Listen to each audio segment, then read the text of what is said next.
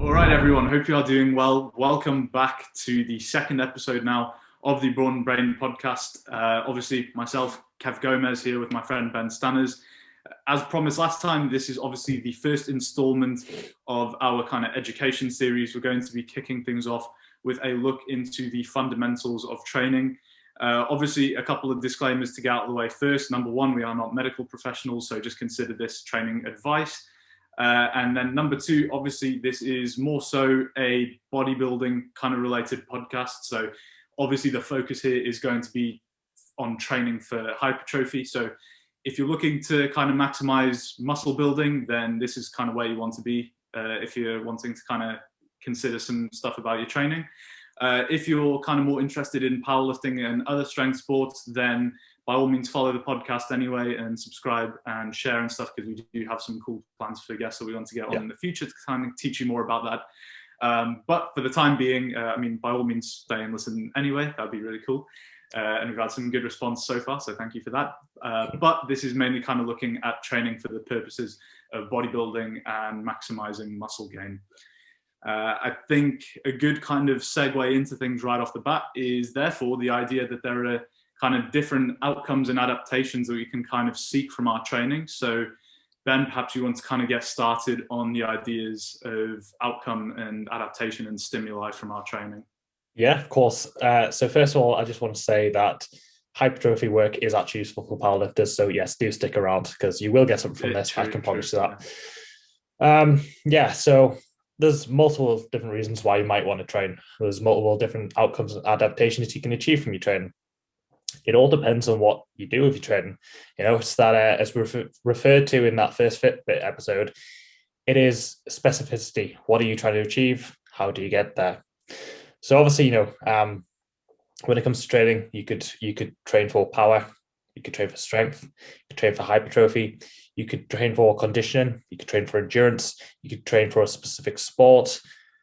Many different things you can do. Again, it just depends on what you want to achieve. So there are three main, I guess you could say, stimuluses for when you're in the gym. And that would be, more of a neurological stimulus, a hypertrophy stimulus, or a metabolic stimulus. Now, there is crossover. So you can get like a neuromuscular stimulus as well, or you can get a hypertrophic metabolic stimulus. Cool. So there is definitely crossover, and that's probably quite important to remember. Now, looking specifically at hypertrophy, if you're trying to train for hypertrophy, then actually, to be fair, I would still argue that you probably need to achieve all three stimuluses, not at once. So if you do it once, that's what you call the kitchen sink approach, which is not a good idea because, you're giving your body multiple signals. You're trying to adapt to multiple things at once. It's not a good idea. So this is where you obviously, long-term periodization comes in. So you can train these different stimuluses, throughout a given period of time, whether that be a couple of months or a year. A year is a good number I like to work off. Again, if you're going to long-term periodize, then a year is a very good number. It's just, easy to work off. For hypertrophy, it's important to work through all three of these different stimuluses. So, for example, if you want to get strong, then going for more of a neurological stimulus is important. But it's not just important for getting strong. It's also important for learning proper movement patterns and proper execution. It also comes with the benefit of things like coordination as well, which very much integrates into that. But the reason why that's beneficial is because, if you start by teaching yourself proper form, proper movement patterns, when you move into a more of a quote unquote hypertrophy style of training, then your form's going to be much better, which means you can have way more muscular tension. You'll be way more efficient in your movement, which means essentially you will be able to lift more. If you lift more, then, typically those who are stronger do have this denser, thicker look. Now, there isn't much sort of in the research as to why that is, but anecdotally, that undoubtedly that is the case. So lifting more is a good thing. Getting strong is a good thing. So obviously, lifting in this more of a neurological phase, you're probably not going to gain that much muscle by doing that. But it's this key ability to think long term and realizing how that can then benefit you when you are in a hypertrophy phase. Now, the next phase is more of a metabolic phase. Now, there's arguments around this. There's definitely arguments around whether this actually does itself achieve a hypertrophic stimulus or not. So the theory is basically you get a huge metabolite buildup, which basically signals for certain growth factors to, signal hypertrophy. But there's arguments that actually that all metabolic stimulus is just a continuation of a muscular tension style of training. So it's just a lot of tension in one go. I can see that. I can agree with that. But again, looking outside of hypertrophy directly, let's ask ourselves, how can it indirectly help with hypertrophy?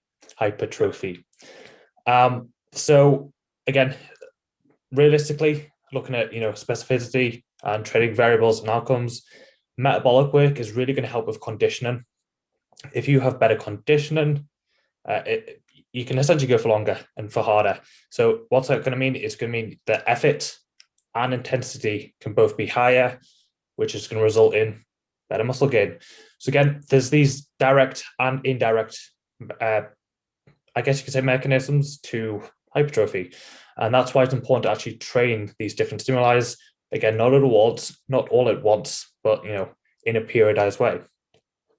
Yeah. I think that was a really good look at it. Kind of the consideration of periodizing these things long term is something that a lot of people don't think about, because as you touched on there, the idea of trying to kind of throw all these signals at your body at once is potentially not the best idea. And we'll kind of go into this in more the advanced section when we kind of consider the idea of trainability a bit more, because I think even though that is an important concept in the beginning, that isn't necessarily something you need to understand. If you understand kind of the principles of trainability, you will be able to kind of adapt to all of these things.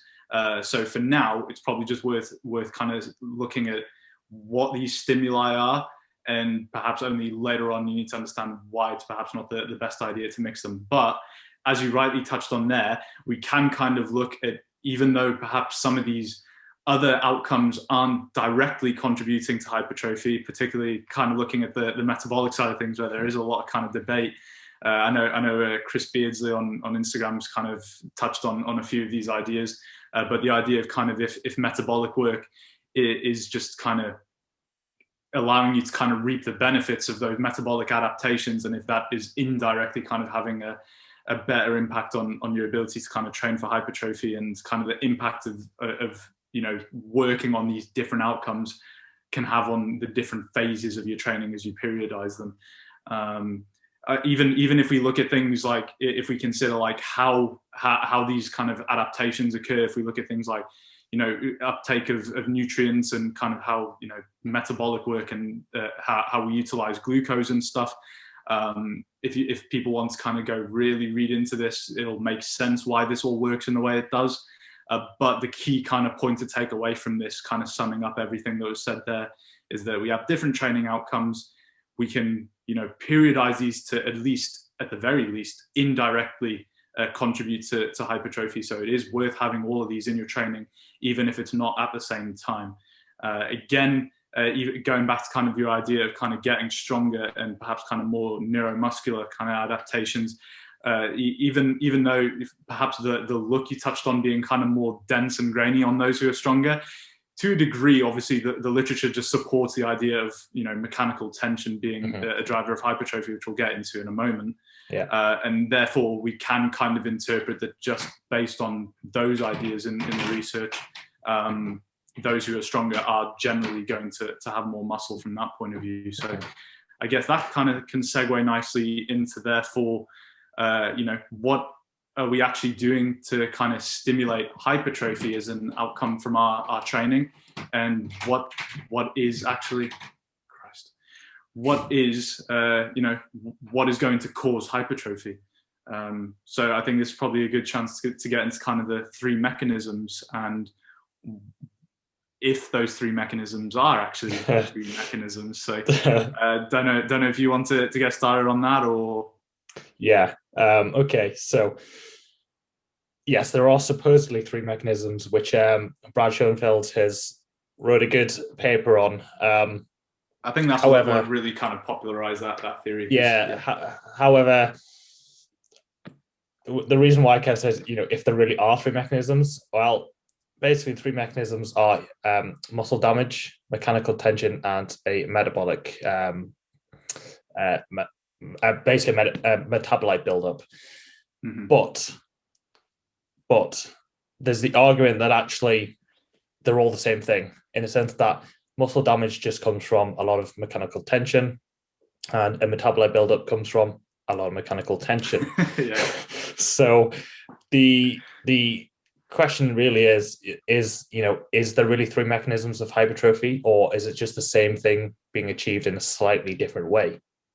And that's actually kind of useful to understand, because it means that when you're in the gym, you just need to achieve enough mechanical tension to create the stimulus that you're after, and therefore you'll get the muscle gain that you want. So it's, again, that's useful because it just means when it comes to your training, you're not going to be chasing the wrong thing. You're just going to know, right, okay, so I need to keep some sort of tension. And that doesn't necessarily mean, constant tension either, because it's not quite the same thing. So it doesn't mean, doing like partial reps or whatever to always keep the tension on the muscle. It just means throughout a given rep, throughout a given set, throughout a given session, you just need to achieve enough tension going through the muscle. Enough cumulative tension going through the muscle. Ideally, throughout the different ranges of the muscle itself, meaning, in that shortened position, in that mid-range, and in that lengthened position, achieve that throughout a given session, and you probably will achieve hypertrophy, or at least the signal for hypertrophy. Obviously, you've got the recovery factor and stuff as well. Yeah. So yeah, I think it's important to realize that, again, because they're not really, they are all very integrated. That, again, as long as you're achieving enough tension in a given session, then you'll get what you're after, and that's important to remember. Yeah.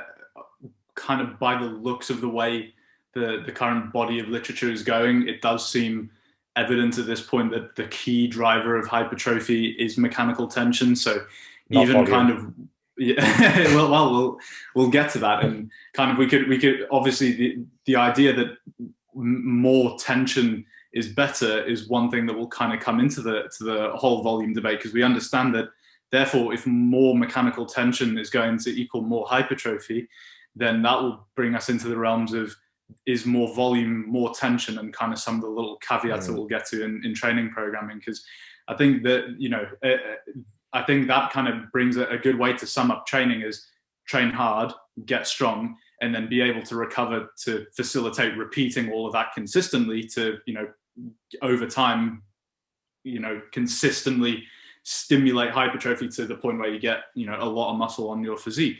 But obviously when we then look into kind of the training variables, which is kind of the next thing we'll look at, it's then kind of weighing up and how we balance these in your training program to ensure that we're stimulating what we want and that we are actually recovering and not just pounding ourselves away, so that we can actually do it again consistently.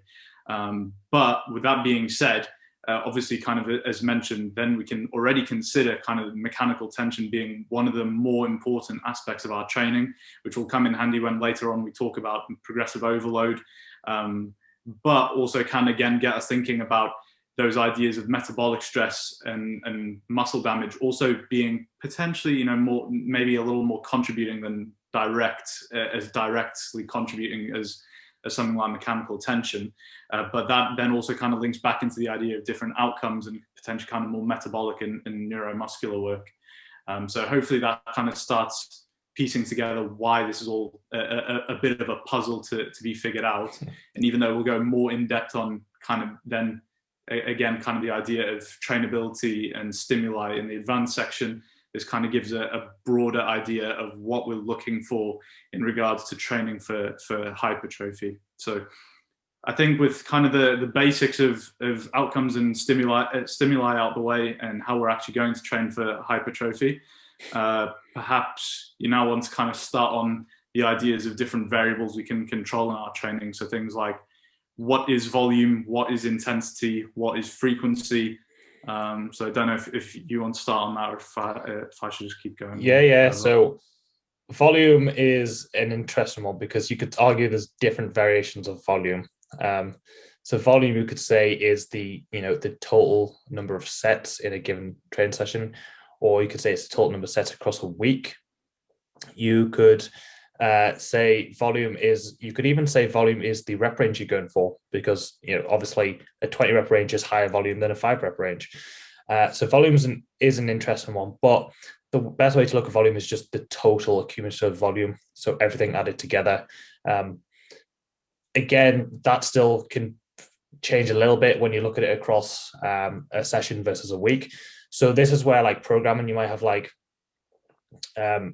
programming microcycles, which basically means one rotation of a given cycle. So you might do, like, say for example, if you were doing a lower upper split, you might do a lower one, upper one, a lower two, and upper two. That's one microcycle, and then you can look at volume across that microcycle. That's probably, again, the easiest way to look at it when you're programming, because it just keeps things simple. Mm-hmm. So volume is just the total workload done across a session or a week or a microcycle. Frequency is, literally in the name, is how often you do a certain session or a certain movement. Again, for simplicity, we'll just go with a certain session. Although that very much, again, depending on what you're programming for, can change. For example, again, looking at more, maybe say if you were training for strength or powerlifting specifically, you could say frequency is how often you squat versus how often you do a leg session. So again, for the purpose of hypertrophy, we'll look at it, how often you do a certain session. Then you have effort and intensity, which are not the same thing. So effort is just, again, in the name, how hard you are working. Intensity refers to the amount of load, let's just say, on the bar. You also have, I feel like I'm missing a key one here. Well, I'll jump in the means. I'll jump in the meantime while you try to kind of. Yeah, I feel like you are, but I'll let you think about that. But I can't think what it is. Going back to just kind of summing up and definitions, just kind of get a place that we can all move forward from. I think it was good that you touched on the ideas of kind of how we're defining volume and frequency and intensity and stuff.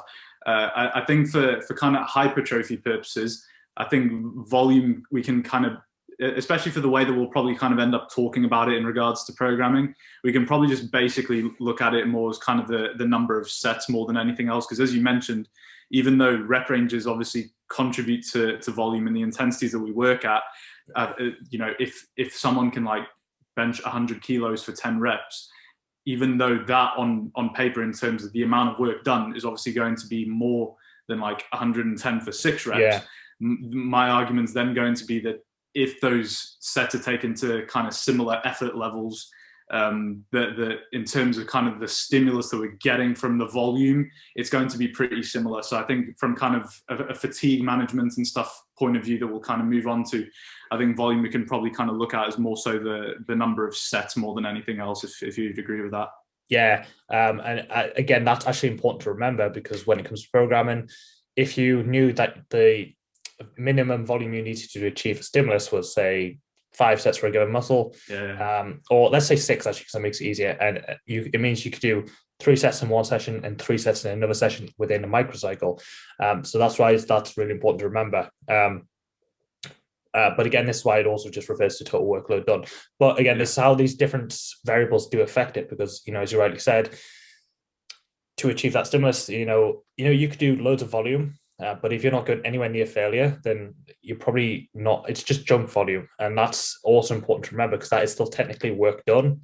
It's just inefficient work done. Not giving you anything. Yeah. No, because again, research would very much suggest that you just need to get close to failure, not necessarily to failure, but you just need to get close to failure, very proximal to failure, in order to achieve a hypertrophic stimulus. And that's important to remember.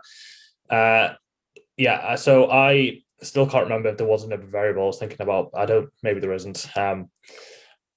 But yeah, so if we look at like these different variables and how they all, how they are separately, but we also have to look at, again, how to kind of just touch on that, how they all interact together. Again, easy example would be, if you're going high frequency, then you want to go lower volume. If you're going higher frequency, then you're probably going to want to go higher intensity and higher effort at the same time. Typically, if intensity is higher, then effort is automatically going to go up as well. Well, no, I think that's a good idea, because we can now kind of get into the ideas of what variables we can kind of focus our training around, and how potentially we move other variables around whatever variable is almost at the center of that. So obviously, going back to the idea of, mechanical tension being, what seems to be the key driver of hypertrophy, according to the researchers, we can then get into the ideas of, are we going to meet that demand for mechanical tension via volume and kind of the, potential thresholds of volume. So things like maximal recoverable volume and minimum effective volume. Obviously, terms that were pretty much kind of coined and popularized by Mike Israetel, who I have a love-hate relationship with. Or are we going to kind of look at intensity, perhaps? Well, when I say intensity, more so referring to kind of effort and quality volume. Are we going to potentially look at that as kind of more so the cornerstone of our training, and as a means to kind of get in, more effective volume and therefore more mechanical tension? Or are we going to look at frequency? And I think for that we can even kind of look a bit more at the literature and what it says about these kinds of things, without kind of delving too deeply into it. Because I think what a lot of people end up really debating on is the ideas of kind of volume versus intensity for hypertrophy, because it's very gray in the literature at the moment. And this is where it comes back to the idea that we talked about in our Q&A about kind of knowing what to look for in the research and kind of methods and participants and stuff. Because again, it may be that one piece of research says, volume seems to be a key driver for hypertrophy, and some we'll link below all kind of some of the sources that we use and stuff, because I think that's important. But for example, there's one study that suggests that training with 2 reps in reserve yields similar or even better results in training to failure. But if you read studies like this and you read that they were doing like 23 weekly sets for quads, then you realize, well, that completely skews this whole idea of training variables, because again, we need to be able to recover. So it's manipulating, if you imagine kind of, dials on a guitar amp or on a mixing desk or something, it's kind of flicking these to certain numbers to facilitate being able to recover and progress so that we can, increase mechanical tension. So when we get into this idea of, what's better, if everything of those was better, then we could just turn it all up to 10, but that's not going to work, because then we can't recover. So it's like that idea of now trying to kind of balance and work these variables around each other to create a really good training system that allows us to progress. So, we can't say that anything is better than the other, because the research, although some pieces will kind of lean towards one side or another, there is so much going on in the methods of these that we can't really come up with a real conclusion. Because even then we look at things like one that I was thinking about yesterday randomly was even things like rep speed and tempo and kind of the impacts that has on tension and force production and everything. These things are never even kind of controlled in a study. How many studies say that, participants who did more volume or higher intensity were, showed better results? But if they were all doing different rep tempos and different this and different that wasn't measured, then how many of these conclusions are actually even valid to consider? So this is where things get really interesting. And I guess this is kind of maybe a good point to kind of get anecdotal on this kind of idea of kind of gray area. So this is where, me and Ben, we prefer training to failure, and we think that that's a kind of better way to go. It's not to say that training with lower intensity or effort or higher volume is, inferior. These can be looked at more so as tools. Again, what fits the job that we're trying to really accomplish, and when we use said tools. But perhaps, maybe that kind of, maybe from there you want to take it on to, what are the benefits of training with higher intensity? What are the potential benefits of training with higher volume? What are the benefits of training with higher frequency and stuff like that? Because, even things like frequency, there's been a huge debate for a long time about, is higher frequency better, is low frequency better? Yeah. And now the research even kind of suggests that actually frequency doesn't really matter, and it's just about kind of distributing your volume. Yeah, there was a study, that basically showed that training muscle twice per week versus once per week, zero difference, absolute zero difference. So frequency did not matter. As long as the volume was equated, it did not matter. So again, it does depend what you're after, and that is important because when it comes to getting strong, frequency is your friend, undoubtedly. Because the element of skill comes in as well. Yeah, strength is a skill, right? There's no two ways about it. Strength is a skill. So directly, maybe it doesn't make a difference to hypertrophy, but over time, indirectly, if two people, you've got twins. I'm a twin, so let's say me and my twin. I'm going to go with the higher frequency approach. He's going to go with the higher volume approach. It's a year again. We'll go for a year. It's been a year's time. Okay. Now, over that year, he's trained a muscle group once. I've trained a muscle group twice. Okay. Now, at the end of the year, per week. Yeah, per week. Christ, not once a year. Yeah. So at the end of the year, let's take a squat. He can squat 100 kilograms. I can squat 150 kilograms. Okay. So yes, we've done the same amount of total volume, but I've done a total amount because I've managed to get stronger by doing higher frequency. I've now done that same volume, but 1.5 times the load, which is going to result in better hypertrophy over that long period of time. Yeah. The guy who can squat more, in general, is going to have the bigger legs. So the same volume, more mechanical tension. Yeah. The same volume, but with a lot more load. That's a lot more stress going through your body. Again, stress is basically, a stimulus is a stress. Stress plus recovery equals adaptation. Okay, so yes, frequency might not make a direct difference on hypertrophy, but over time, it's certainly going to have an indirect effect on hypertrophy. And again, this is something that's not considered. Again, as I mentioned in that Q&A video, I think it was the Q&A video, the reason why studies can't show this is because the two biggest limiting factors to a study is time and money.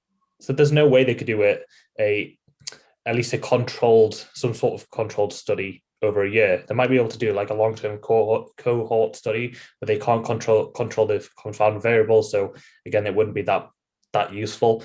So there's no way they could do a controlled study over a year because of time and money. It would cost a fortune, and it's a long time to control someone's life for, essentially.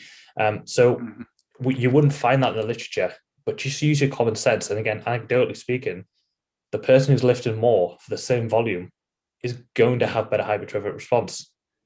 So for sure. Frequency is definitely your friend. Frequency is definitely useful.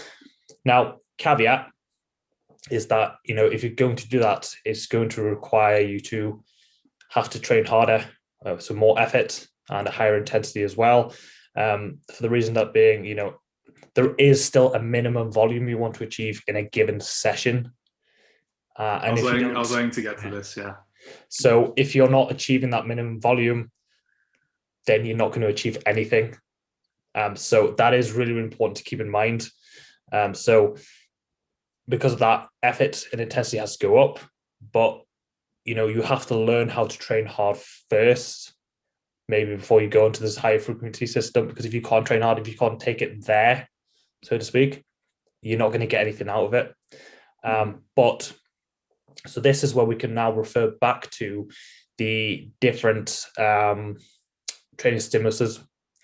So to learn to train hard requires quality execution, because again, poor execution is going to decrease the tension. It's going to decrease the tension where you want it. So if we look at like a neurological stimulus, again, what did I say? That, that's about learning good execution, proper movement patterns. If we learn proper movement patterns, then the load's going to go through the muscle that we want. Okay. So if we start a training phase by learning these proper movement patterns first, now we've got the good form. Again, form is more likely to break down as you get closer to failure. So if we can establish good form first, that means it's more likely to stay when you get close to failure, which means more tension, also better injury prevention. Again, referring back to that whole thing. So again, as you're you've learned the good form first, you've learned the proper, you've ingrained those proper movement patterns first. Okay, now you've got that down. Now you start to learn to train hard and add a bit of load to the bar, okay? So this is where you learn the skill of effort. You're really taking it there and really being able to judge where you're at in a given set. Now, again, a bit of a side note, this is where you could make the argument for RIR or reps in reserve being poor, because most people can't judge how many reps in reserve they actually have. So again, learning that skill first is going to be quite important. So you learn effort, you learn how to take, you actually learn what your failure point is. So now you've got good movement patterns. So you get, the tension where you want it. Now you've learned effort. So you learn how to take it there. Okay, now you can go for a higher frequency approach, because you can create the stimulus and reach the minimum volume needed to be able to do that and get stronger over time. Okay, so that's where having a bit of patience, thinking about the long term, what you want to achieve long term, is going to be really important. And that's also just how proper periodization or programming should work as well. Yeah, that was really good. And I think from there, I think I actually know exactly where I want to take this now. I think therefore we can actually now consider how we're actually going to kind of work our training around these variables, kind of bearing in mind things even kind of more long term, because obviously with this kind of being the fundamentals of training, like let's assume that people listening to this maybe are not kind of so far down their journey where they've got like a lot of muscle on their frame. Perhaps now we can kind of consider, with all that being considered, how can we structure our training now, particularly if you are a little newer to these things and you've yet to really control these things to a point where you've put a decent amount of muscle on your frame and are decently strong. So as we said in the beginning, well, for starters, let's go back to the idea of mechanical tension. When you're not that heavily muscled, when you're not that strong, you're obviously not going to need that much mechanical tension to stimulate the adaptations you're looking for. It's a very novel stimulus. So that's where things like, we can have our volume threshold very low. We'll have a very low minimum effective volume, or MEV. So this is again where now we can consider exactly what you just touched on, Ben, with the ideas of kind of ingraining good movement patterns and kind of good execution, and then using, once we kind of got all that out of the way, then learning to actually get what we want from a set and kind of looking at the amount of effort we put in training to failure. Again, bearing in mind that we don't need much volume at all at this point in our journey, and we can kind of get what we want in terms of stimulus from a very small amount, provided that amount is good quality. And then with that being said, with that amount being so small, we can recover decently quickly to kind of go for a decent amount of frequency. So this is where we can now look into things like training splits and how this may kind of change down the line, because training splits, a lot of people make a huge deal about this, when in reality, it is simply just how we kind of look at your training throughout a smaller period of time, like a week, to manage volume and frequency. That's literally all it is. Whether we want to go for a bro split, which is obviously going to entail more volume per muscle per session, and obviously lesser frequency because we need more time to recover from that. Or if we look at something like full body splits, which are obviously very frequent in terms of when we hit each muscle group, but very low volume to compensate and allow us to recover. So if we consider when we're kind of earlier on in our journey, we can really reap the benefits in terms of, getting stronger, and in terms of, providing that stimulus more often, when we're looking at something like a more frequent training split, like a full body. And this is even hilarious, because as you actually get further on into your training, you're only going to learn how to train harder and harder and actually demand more effort. So even though you may think, I'm too advanced for something like full body now, there is a pretty solid chance that you're not, if you program everything correct. Because us now, Ben, we still very much use ourselves more of an upper-lower split, even though we've got an you particularly have a pretty solid amount of muscle on your frame. So people could sometimes ask us, why don't you go push-pull legs or bro split? For us, we're still able to kind of reap the benefits in terms of these ratios of intensity, volume, frequency from something like an upper-lower split for us. It's kind of the way these ratios are managed through our training splits. So it's really training to your needs and considering these kind of variables and how these are worked around in your training. you know, it's easy to see your favorite bodybuilder on YouTube say, okay, chest day, or, you know, training, or your favorite like influencer saying, okay, I'm doing my glutes 4 times a week or something. Like, yeah, that's cool, but the importance is training to your needs, and thus how we manage the variables around what's actually going to facilitate your goal with your kind of, you know, your minimum and effective volume and maximum recoverable volume, your strength level. So well, we're droning on and on now, so I think that's a good way to kind of wrap up the idea of kind of training variables and training to your needs, and just a broader look at these variables. Yeah. So I just want to put one thing out there. I want people watching, I want you to pause the video right now, or after I've said this. I want you to guess how many sets I do for a given exercise. Pause the video and just guess. Okay. Comment below. Comment below. Comment below. I hope you've guessed, right? I hope you've commented. The answer is 1. 1 set per given exercise. Why? Because I've learned this skill of, first of all, good movement patterns, followed by, you know, getting strong and learning the right, you know, effort, or being able to take it there. So combine that all together, and I can achieve what I need to achieve within 1 set. 1 set, that's it. Now that might not work directly for you, but the main point is you'll find that as you get better at these certain variables, like say, you know, being able to take it there, your amount of effort you can use, as you get better at that, you'll find that you just do need less volume to get the job done. And again, that's when then it starts to tie in, like you said, you can recover from that a lot easier. So you can repeat the cycle a lot more often. If you do it more often, again, frequency is your friend, you're going to get stronger faster. So being able to do this, it just makes perfect sense. Again, you might need a little bit more volume. I just know for me, I can get away with just doing 1 set. But I do always get asked by a lot of people, you know, why are you only doing 1 set?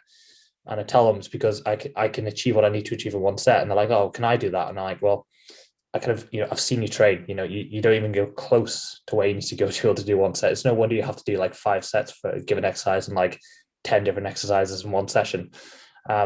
So I just want that to really drive home this message of, you know, these variables very much interact and influence each other. But if you can nail the right variables, you'll find that actually you can get more out of it, because again, you can create this stress, but you can also recover better, which means you have this opportunity to create the stress again sooner, recover better. Stress plus recovery equals adaptation. Doing that more often, you get, you know, better adaptation in the long run. So again, how these variables influence and interact with each other is just quite important to know.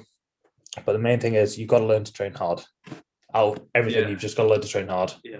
And there are 2 final points. I swear we'll move on in a minute, but there are 2 final points I want to kind of get across from that. So number 1, in terms of your 1 set approach to a lot of exercises, I think that'll then beg a lot of questions from people about, well, if you're just doing 1 set, then, you know, what about what you guys kind of preach about, you know, you know, a lot of the UK scene at the moment likes the idea of kind of top and back offset approach, and, you know, how do you kind of get different types of work in? And this is where the whole idea of longer term periodization comes in, because I know you, Ben, this is when you'll kind of go through different phases of your training, where you will do kind of higher rep stuff, lower rep stuff, and this is where the idea of kind of longer term periodization will come in. Not necessarily trying to, you know, achieve all these different stimuli in 1 session with kind of lower rep work and higher rep work, but this is where the kind of long-term periodization comes into play, which particularly as you get more advanced may be a bit more relevant to. And then the final kind of thing that I want to touch on there is the idea that, you know, even though potentially as we get more advanced and our kind of MEV will go up, if we can actually learn to get more and more in terms of, you know, quality volume out of the work that we do, then even though that MEV is going up, we can just learn to meet that volume threshold by more effective volume. And therefore the total amount of work that we do may seem stupidly low, but we're just achieving our volume requirements using very effective volume that isn't going to just eat into our recovery for no reason, and more so just doing work which is stimulating what we want and going after that outcome. So I think that's great stuff. I could have a point to add there, but it's not that necessary, so we'll just we'll move on. Right. Next, I think it's probably good to look at kind of very, very basic kind of mechanical considerations for training. This is something we'll touch on a lot more in the advanced training that we'll do. Because at the end of the day, this is meant to be fundamental, so we don't want to scare you off with physics.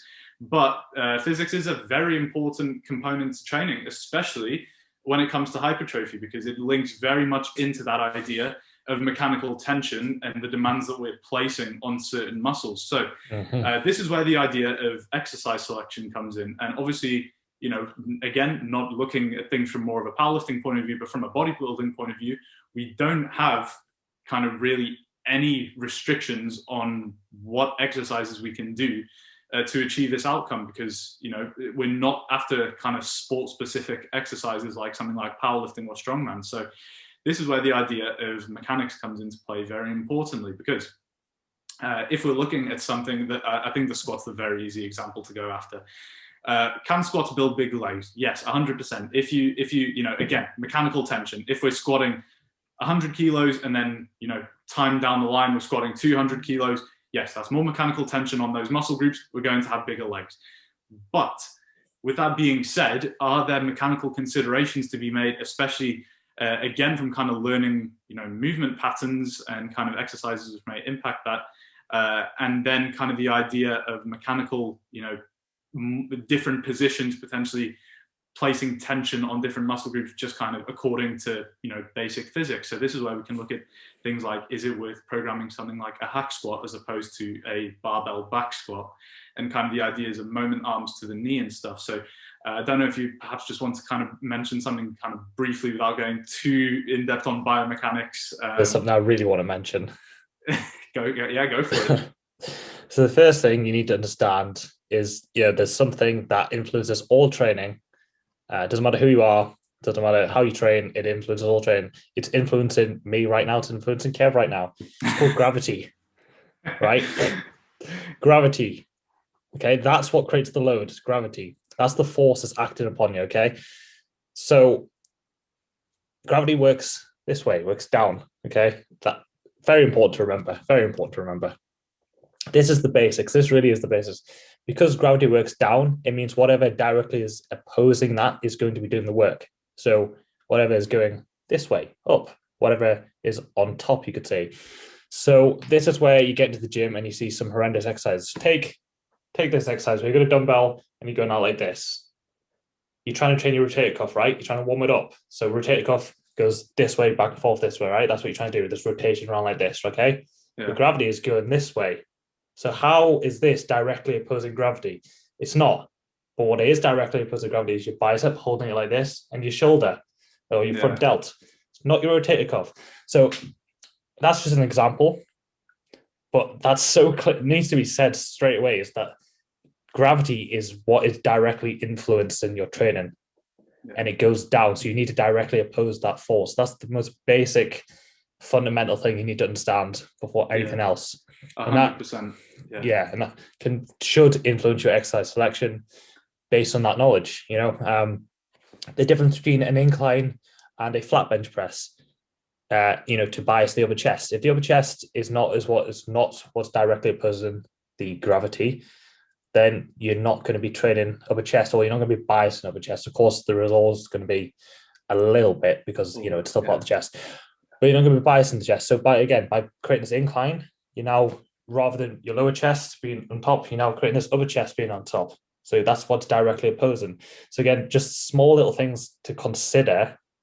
But the easiest way to remember is that what is on top or what is directly opposing gravity. That's the key thing you have to remember before we talk about anything else. I'll just kind of preface this by saying, if you studied A-level maths or physics, then you'll get exactly where we're coming from in regards to kind of all the mechanic stuff and like moment arms and all that good stuff. I think biomechanics and functional anatomy is probably kind of our favorite part of all this. So, yeah. so obviously I got like the physiology as well, but yeah.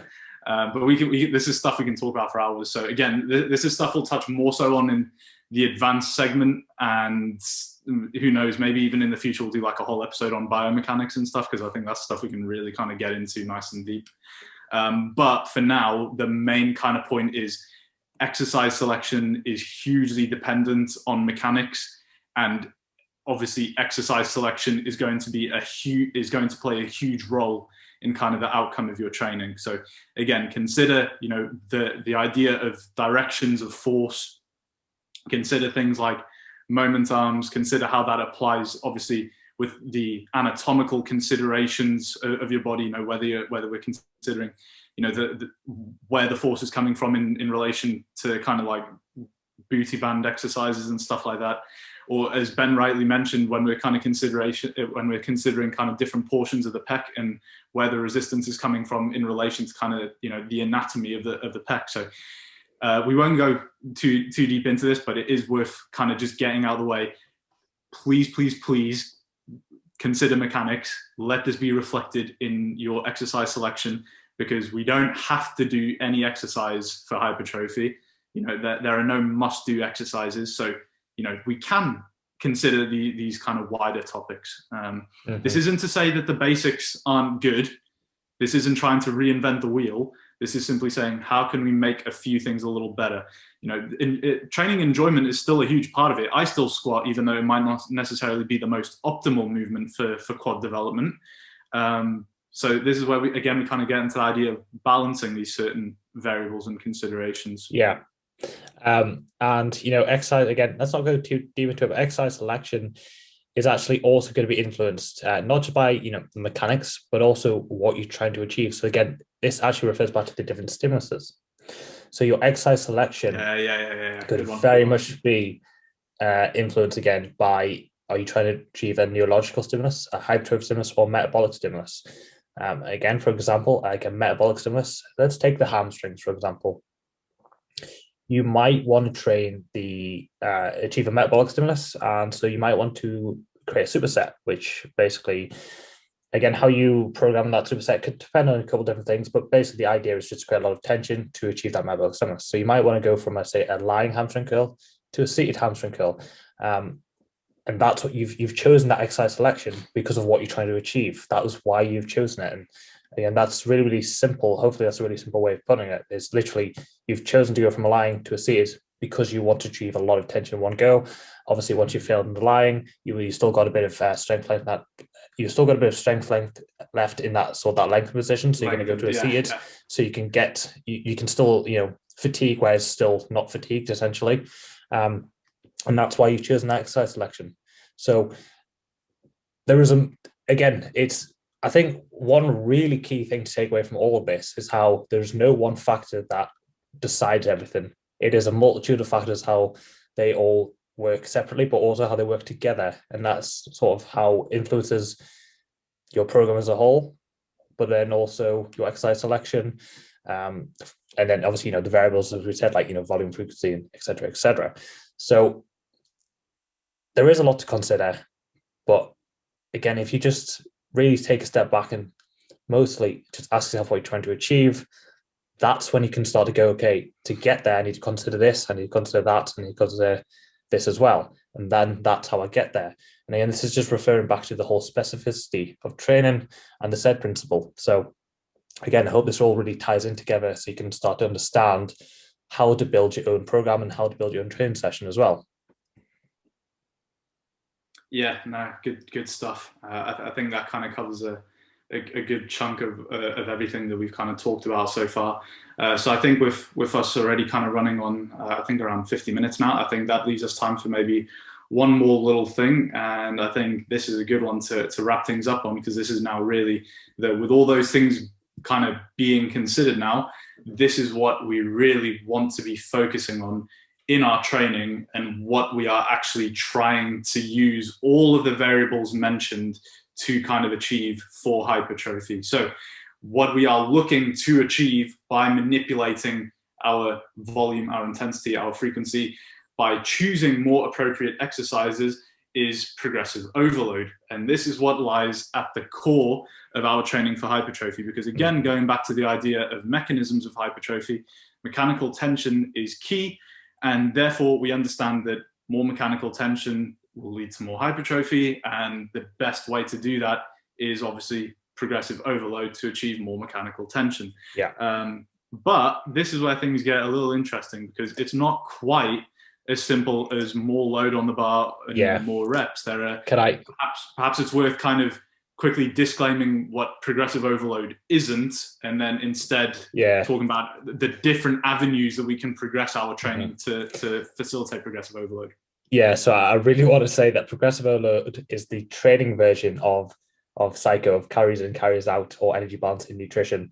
It is so misunderstood in terms of what actually influences it and all the different variables that affect it, that we need to make it clear. So progressive overload is kind of in the name. It is essentially a progression of some form. But that is really important because, again, let's take the volume example. If last week you did 2 sets and this week you do 3 sets, that isn't progressive overload. Why? That's the key thing. Ask yourself why. Well, again, let's pause the video here and let's type in the comments. Why do you think it's not progressive overload? Okay, hope you've typed something. Hope you've got it right. So it's not progressive overload because if you've added a set, how do you know you couldn't have done that set the previous week? You don't. You probably could have, to be honest. You probably could have.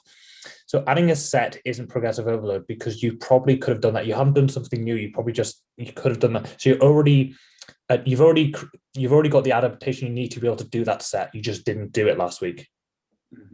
Now, if you added that set, so now you're on 3 sets because you need to build the volume for whatever reason. And then the following week you stay on 3 sets, but on that 3rd set you got 8 reps. And then the following week on that 3rd set you got 9 reps. That is progressive overload because you've now done something you previously couldn't do. So the best way to look at progressive overload is it's progression, but it's progression of doing something that you previously could not do. Not something that you just didn't do, but something that you could not do. And that's the key difference. And again, that's just really important to remember when it comes to progressive overload. Yeah, for sure. Because I think one issue that I see in something like reps in reserve programming is kind of the idea of having many more reps in reserve kind of towards the start of a mesocycle, and then kind of reducing your reps in reserve as you go along. And therefore, you see maybe someone has a bad session and they progress on paper, but they also kind of ended up having many less reps in reserve. And it's kind of that same idea of, but how do you know you couldn't do that last time? This time you're just having a bad day, so you put in a bit more effort to kind of achieve what you maybe already could have done last time. Yeah. So things like adding volume, and kind of adding, in intensity or effort to a degree, can they be progressive overload? Yes, but obviously that's where the whole definition comes in of do things that you haven't done before.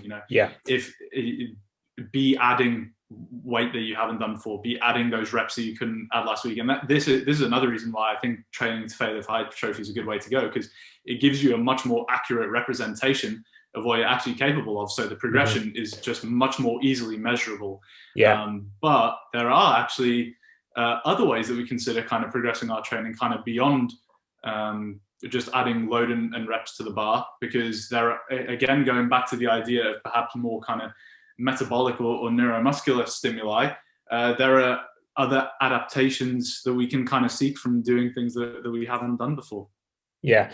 So 2 things I want to address there first. Again, this is why the definition of volume is actually really important, because we look at volume as a set. Again, then we can't really relate it that much to progressive overload. But if we look at it as the number of reps performed in relation to failure, we can then consider it as progressive overload. So that's really important. Second thing is that, yes, I would 100% agree that taking it to failure makes it so much easier to judge if you're progressing or not. But there is still a caveat to that, and that is looking again at recovery, because if you haven't recovered properly or you've slept really poorly for the past week, normally a day actually wouldn't make it, like one night's bad sleep wouldn't make a difference to training performance typically. It might, but typically it doesn't actually. But if you slept really badly for the previous week, so it's been a week between certain sessions and you slept really badly for that week, come into the session, well, it's not that, you haven't necessarily, you haven't progressed, but the reason you haven't progressed is because recovery hasn't been there. And so you've taken to failure on a really good day because you just felt great. You take it to failure, and the next day you come in, it's a really bad day. It's not necessarily what you're capable of. It's just because of the situation that you're in. Mm-hmm. So it does make it easier to judge based on failure, but there is always caveats to that. And that's why taking recovery seriously is really important. Because again, it just helps with that standardization. But what was the question you asked again? Because I completely forgot. It was. I think the final thing to touch on is potentially kind of other ways that we could view progressive overload. And I'll get started on this one because I think one way that we can instantly link a couple of things back is even just things like progressing on form and execution.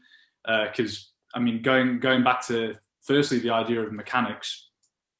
If we're executing a movement in a way over time that leads itself to, mechanically challenging the target muscles more, then that in itself can be viewed as a form of progressive overload, which is why, execution is very important, especially when considering the mechanics of it, because, a lot of people maybe won't feel, the best on a certain day, but if you can therefore at least try to match the reps that you've got and just try to, execute that movement a little better, then we can still view that as progression, even if the logbook numbers don't necessarily dictate that. Yeah. And kind of as a last little addition to that, then we can even kind of look at things, from kind of even like eccentric control and tempo and kind of the impact of these on, are we providing the muscle with more mechanical tension through kind of, longer tempos? Obviously, we understand that during the eccentric portion of the rep, more muscle damage occurs. There are other ways to kind of view progression in training. And this is where we do have to be really careful with the definition of progressive overload, because yes, it creates more mechanical tension, and that is obviously again a key driver of hypertrophy. But we have to still understand if you slow down your reps, again, you still have to understand, could you previously do that or not? And that's still important to remember, is that, yes, this is where it does become, again, you're walking on a thin line here, where for certain, you could potentially, if you have more control, that could be progressive overload. But you just have to understand, did you have that control previously and you just, for whatever reason, weren't using that control? Maybe you're just doing the reps a bit faster. That's where you got a question. Normally you can kind of tell, because to be honest, I would actually say that the best way to tell, I know for me personally, is if the weight, say you're squatting, if the weight feels lighter on your back, it's actually a really good sign that you have more control of it because you've adapted to it. Now you can put more mechanical tension through a given muscle, and therefore you achieve progressive overload. But again, what happens if you just weren't paying that much attention that day and you just went a little bit faster, and then the next time you just were a bit more switched on and you just controlled a bit more? That wouldn't really be progressive overload. That things like tempo and control walk a very thin line as to whether they actually are progressive overload or not. True. So again, that's just important to remember. But what I will say, and again, this for me, I feel very strongly about this, is that this is where things should be way more standardized in the first place. This is where, again, good programming of teaching your body to move in the right way, the right movement patterns in the first place is really important, because then you have to worry less about whether something like control or tempo is affecting progressive overload or not, because you've already got ingrained the right control, the right movement patterns with the right speed, right tempo. Again, tempo is another area which you go down, because again, things like tempo can affect the stimulus you're achieving. So tempo you could be same number of reps, but with a different tempo, you could either be achieving a neurological stimulus, a hypertrophy stimulus, or a metabolic stimulus. If you're doing 5-second eccentrics with a 2-second hold in the stretch position, with like a 1 second concentric and 1 second hold in the contract position, that's going to be highly metabolic. But strip that all back to a 1-1-1-1, and that's going to be way more hypertrophy. So again, that's where this another variable, which is tempo, can start to influence the actual outcome that you're getting, because you're giving yourself a different stimulus. Same exercise, same number of reps, different stimulus. And again, that's just getting down the rabbit hole of things, but it just without trying to make everything sound too complicated, it's just trying to really give you this idea of how many different factors can influence your actual training, because it's a lot. It is a lot. But once you start to understand the basics, and again, I just think it becomes so much easier when you really understand what you're trying to achieve, because then you can work backwards from there and you can understand how to get there. So you don't need to worry so much about how all these factors influence your training or anything like that, because as long as you know what you're trying to achieve, you know what you need to do. And again, it just becomes a lot simpler from there. Yeah. I think that's a pretty good wrap up. So we're gonna leave it there maybe for this one. Yeah, there are plenty of rabbit holes that we'll explore when we do more kind of episodes on training related stuff in the future. We could talk about this stuff for ages, but there are definitely some cool things that people would probably do well to learn and apply to their training, especially if they are a little more advanced down the line. But hopefully this kind of has shown, how we can kind of look at what we're trying to achieve, as you said, outcome of training, how we're achieving that. And then in the middle of this, we kind of sandwiched all the things that we can look at to kind of facilitate doing that most efficiently. Yeah. So the one thing I want to point out is the reason why everything we've talked about might seem a lot, or might seem even confusing, or just too much you might think, oh crap, I've got so much to think about, is because we've been very general and non-specific. If you start to get specific, that's when it's so much easier to understand. Again, that's why specificity and understand what you're trying to achieve makes things easier. Because again, it's not like you have all this different information around you where you have to go, we have to think about it all. You just go, okay, I'm trying to achieve a hypertrophy stimulus, so I want good form and I want to get stronger over time, and I want a tempo where it's not going to create so much lactic acid that I can't keep going with the set. And again, that just becomes so much simpler. So we've been very generic, and that's just important to remember. Specificity does make things simpler, and it helps you achieve your goal. So yeah. All right, we'll leave it at that one then. So thank you everyone for listening again. We've had some great kind of responses from the kind of first episode that we did and stuff. So we hope you've enjoyed this one as well. Make sure to like, follow, subscribe on whatever kind of medium you're listening on. Please. Share it if you enjoyed. This could be very useful information for kind of any of your mates and stuff. So be sure to share. Leave us some feedback as well. Oh yeah, for sure. Yeah, this is kind of our first attempt at kind of a more educational episode. So let us know what you thought and if you enjoyed, and we'll see you in the next one. Thank you for listening. Thank you for listening.